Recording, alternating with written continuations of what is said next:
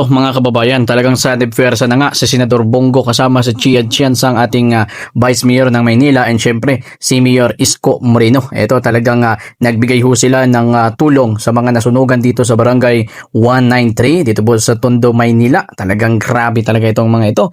Talagang totoo at sulit ang pagserbisyo.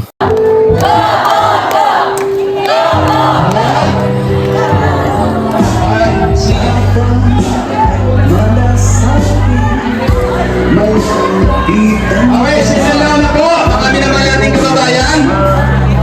Okay. Hello. Handa na po ba tayo? Okay, so by this time, kami naman ating kababayan, ating po napapakinggan ang mensahe mula po sa ating minamahal na Mayor, Honorable Vice Mayor Alvin Pa.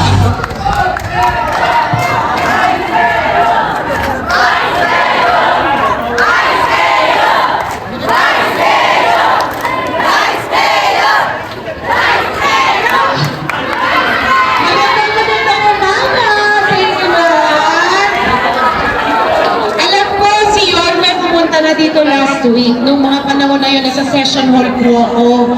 Pero, dahil nung kami po ay pumunta sa Senate kahapon, ang sabi ng aking kaibigan natin, si Senator Bongo, bababa daw po siya dito sa inyo. Ganon niya kayo kamahal. Kaya kinagasan ako ni Yorme na samahan ng ating napakasipag na bisita ngayong umaga na si Senator Bongo. Hindi kayo nakakalimutan, ano? Kahit po ang Pilipinas ang iniikot niya. Pero alam niyo, tinitingnan ko kayo. Alam niyo, sa inyo ako humuhugot ng pag-asa. Kasi alam ko, matindi ang ininda ninyo sa pero alam ko rin na meron kayong angking pag-asa sa inyong mga puso. Kaya't lagi nyo tatandaan kung nawala man sa inyo ng isang iglap ang lahat ng inyong kagamitan na ibabalik ng Panginoon ang lahat ng ito buong-buong sa inyo. At makakaasa kayo na sa pamamahala ng ating alkalde na si Yorme Isko Moreno Dumagoso at ang ating mga kaibigan sa Senado gaya ng ating pinakamamahal na si Senator Bongo, mabubuhay at buhay na buhay ang gobyerno dito sa Maynila. Ibibigay ko na ang mikropono sa pinakamasipag na kaibigan natin na narito ngayon sa Tondo, ang ating pinakamamahal na si Senator Bongo.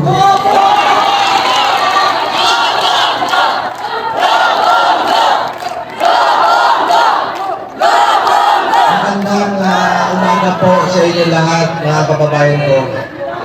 Unang-una, nagpapasalamat po ako sa ating minamahal na Vice Mayor na si Vice Mayor Chia Tiansang.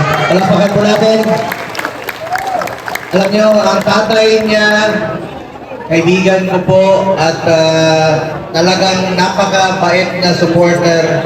Katulad rin po ni Mayor Isko Moreno. Alam niyo, naalala ko itong Tondo, dinala po ako rito parati ni Mayor Isko noong 2018-19. Kumakain kami ng lechon kawali.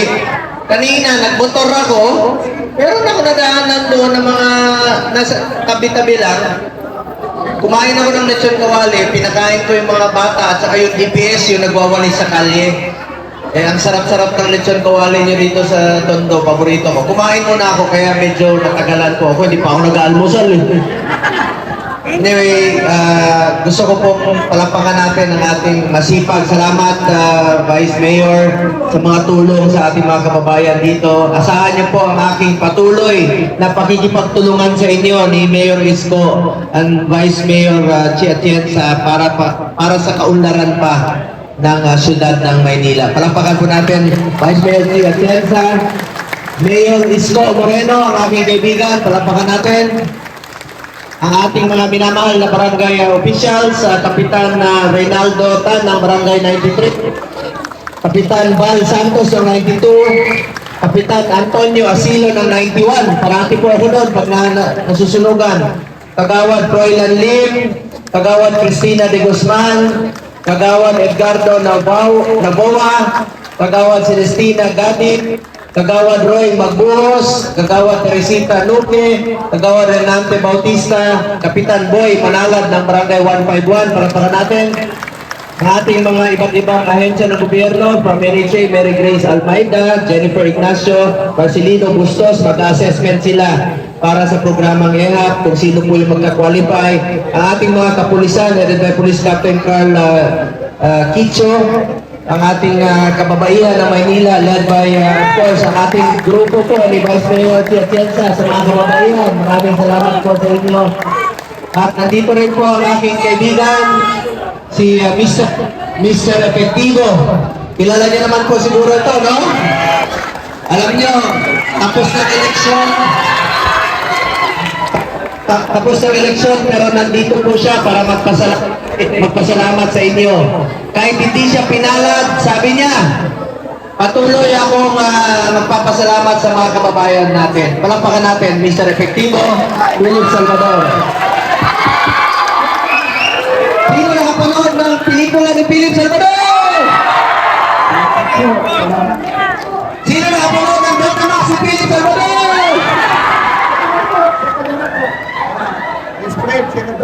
Wala naman ako Betamax, hindi naman ako Gold Star. Action ka naman ba?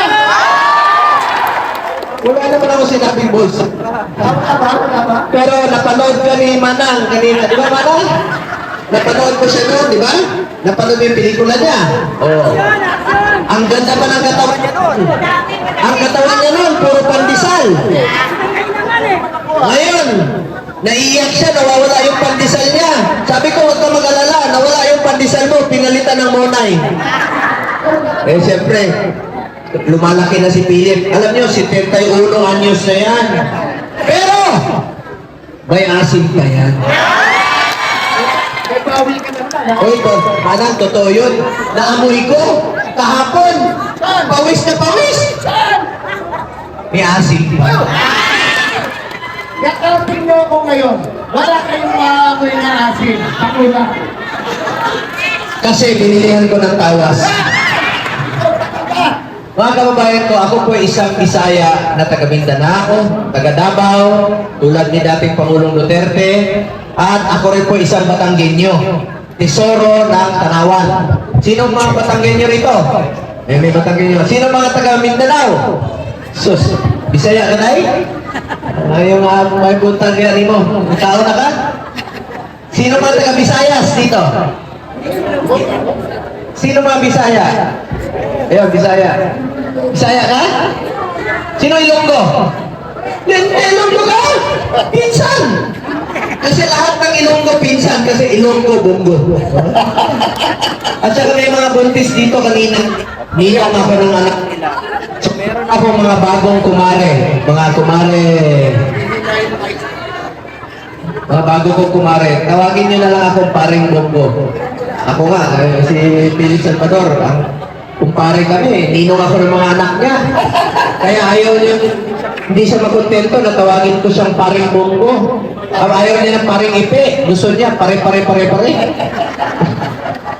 Anyway, mga kababayan ko, sa mga nasunugan, wag ko kayo mawala ng pag-asa. Tandaan po natin, ang gamit nalalabhan. Ang pera kikitain. Yung pera kikitain na hindi po nabibili ang buhay. A lost life is a lost life forever. Importante, buhay po tayo, magtulungan tayo. Kaya po kami nandito ngayon, makatulong po ng konti sa inyo at makapag-iwan po ng konting ngiti sa panahon ng inyong pagdadalamhati po, mga kababayan ko. Tulungan lang po tayo. At bago ko po babanggitin yung dalang. Salamat po. Mamaya mabuhay kayo sa pamikasalanan. Sigaw. Sino ang pinakamahal yung senador? Sino? Sino ang talagang nagmamahal sa inyong senador? Sinong senador ang nakikita nyo may eleksyon o wala dito sa Maynila? Iisa lang yan. Kaya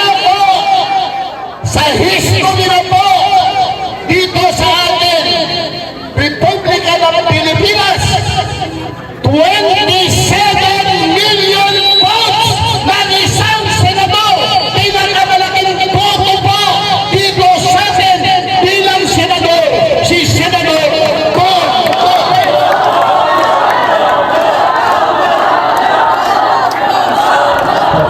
Salamat sa tiwala at suporta ninyo sa akin.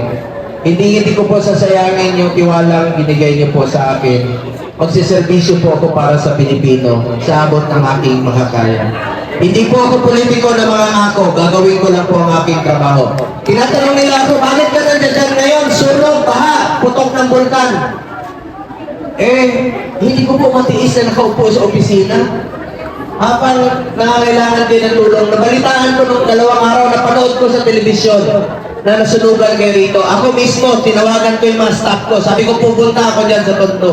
Parati naman po ako rito sa Maynila. Hindi na po mabilang sa kamay ko. Ilang beses na ako bumaba rito tuwing nasusunugan o ang aming mga staff. Makatulong lamang po sa inyo. Ngayon mga kababayan ko, meron na po akong kunting tulong. Pero bago yan, gusto kong palakpakan natin ang ating kaibigan na si Philip Salvador sa kanyang pagmamahal sa inyo. Maraming salamat po. Salamat sa inyong tulong at suporta kay Philip Salvador. Salamat po. Salamat sa epektibo, Philip Salvador. Salamat po.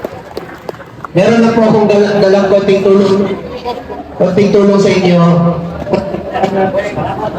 Meron akong dalang grocery. Meron po akong dalang burger steak. Kumain na kayo? Hindi nyo akong tinirahan, kaya kumain na ako ng lechon kawali. May dala rin po ako mga grocery packs para sa inyo, mga balde at container. Magagamit nyo to pag-igib ng tubig. At may dala akong bola. Lahat kayo, wag na kayo mag-agawan. May dala akong bola sa inyo. O, yung bata, wag ka mag-alala, may volleyball ka mamaya. Gusto mo volleyball? O, ito, basketball, no? Muna, sir.